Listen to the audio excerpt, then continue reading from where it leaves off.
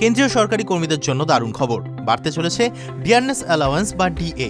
শুধু ডিএই নয়, পেনশনভোগীদের ডিয়ারনেস রিলিফও বাড়তে চলেছে। সপ্তম পে কমিশনের অধীনে মহার্ঘ ভাতা বাড়তে চলেছে। 1 জানুয়ারি 2026 থেকেই নতুন ডিএ কার্যকর হবে। শোনা যাচ্ছে 2% ডিএ বাড়তে পারে। গত 31শে ডিসেম্বর শ্রম ও কর্মসংস্থান মন্ত্রক All India consumer price index প্রকাশ করেছে। এবার ডিএ ডিআর 60% পৌঁছবে। 1 জানুয়ারি থেকেই ডিএ কার্যকর হলেও এর ঘোষণা পরে হতে পারে। সূত্রের খবর, মার্চ বা এপ্রিল মাস নাগাদ কেন্দ্রীয় সরকার ডিএ ঘোষণা করতে পারে। দেরিতে ঘোষণা করলেও কেন্দ্রীয় সরকারি কর্মীরা জানুয়ারি মাস থেকেই এরিয়ার পাবেন।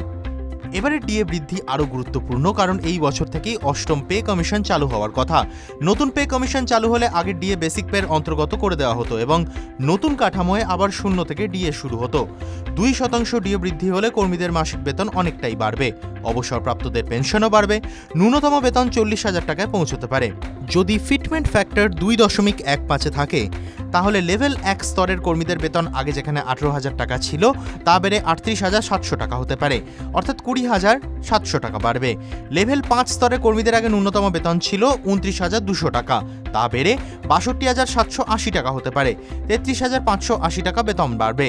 লেভেল 10 এর কর্মীদের বর্তমান বেতন যেখানে 56,100 টাকা, তা বেড়ে 1,20,615 টাকা হতে পারে। লেভেল 15 কর্মীদের বর্তমান বেতন 1,82,200 টাকা, তা এবার বেড়ে 3,91,730 টাকা হতে পারে। লেভেল 18 কর্মীদের বর্তমান বেতন 2,50,000 টাকা, তা বেড়ে 5,37,500 টাকা হতে পারে। TV9 Bangla digital.